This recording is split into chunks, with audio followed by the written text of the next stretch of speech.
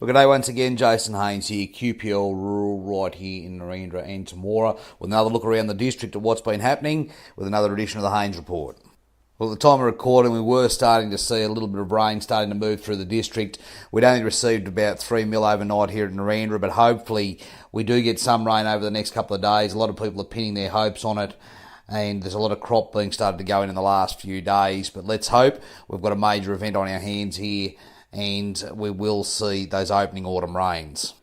The rain last week, or the last 3 weeks, over in the eastern parts of the district have seen some crops coming through now, and we are looking at the prospect of having a little bit more feed in that space. Livestock markets have lifted generally. The Eastern Young Cattle Indicator is now sitting at 488. The National Trade Lamb Indicator, this is the one we've all been looking for, 733 cents per kilo carcass weight. Now this is indicating this is well and above where we were last year at this stage, and I think we are looking at some very strong lamb prices, particularly for those heavy lambs going into this autumn period, this autumn-winter period. The mutton job sitting at 526 as well. That lamb market and mutton job is going to be particularly strong this year, I believe.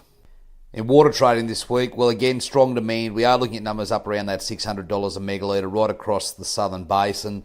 Demand has slowed as we're now in that harvest phase, but there are people looking to kick off that winter cropping system or indeed carry over water for next year.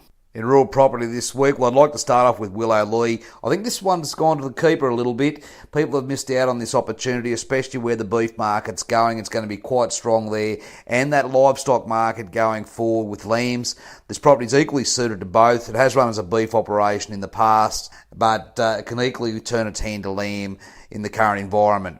Now, Willow Lee comes in at 960 acres, is well laid out with some irrigation via the Old Man and Sandy Creeks, and has a first-class watering system for stock and domestic supply into those livestock. If you know anything about controlled traffic grazing, Willow Lee has been set up for strip grazing so you can manage that forage going forward. It'll handle both lambs and cattle, and I would encourage you to come and have a look at this because we're missing out on an opportunity here. This is a very good property that will produce an awful lot of feed and an awful lot of red meat in the next few years. This property is very easy to run in a good rainfall area and would complement any existing operation. Give me a call today because with this little bit of rain, this property is absolutely going to fire. Secondly, this week, I'd like to talk about the Yanko Creek aggregation. Coming in at 5,150 acres approximately. We've got 2 access points to water here, pumping off that Yanko and Cuttle Creek system. We're doing about 130 megs a day out of that system, and we are backed up by a Zone 3 Lower Murrumbidgee bore producing about 14 megs a day. There's an absolute power of water possible to put onto this property, and it's backed up by good self-mulching black soils along those creeks and going to a lighter sandy loam or loam country under the lateral irrigators.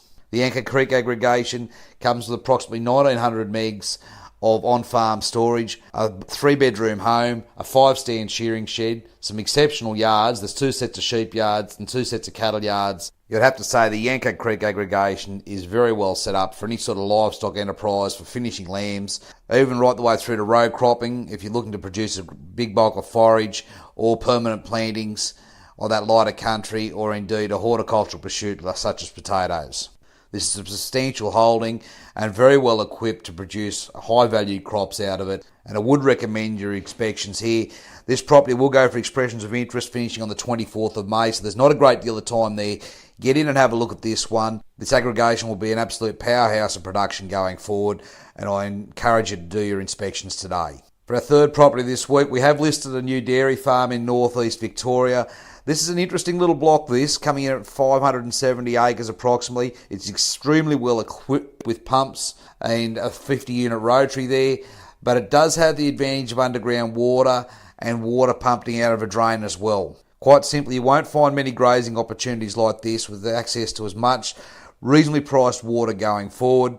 Even in the current dry conditions, you've got opportunities here to lock in that cost of production and keep those forage costs really low. Now, this property is capable of milking around 450 cows. It's being very conservatively run at the moment, and there's opportunity here for somebody to jump in here, secure those forage costs going forward in this dry period, and farm this property with confidence for many years to come. Much of the infrastructure here on this property is new or near new, so I do encourage you to please give me a call because I'm sure you'll be quite surprised what this property has to offer. Lastly this week, I'd like to welcome Jason McGrath to the QPL team. Jason has absolutely years of experience in the livestock industry, particularly that sheep space, and I'm sure he's going to bring value to anyone's livestock operation. Now, as always, if you'd like any more information on any one of our properties here today, please give us a call at any time on 0488 594 450. Let's hope we do get a bit more rain. We do need that start to autumn, and we'll catch up with you again next week.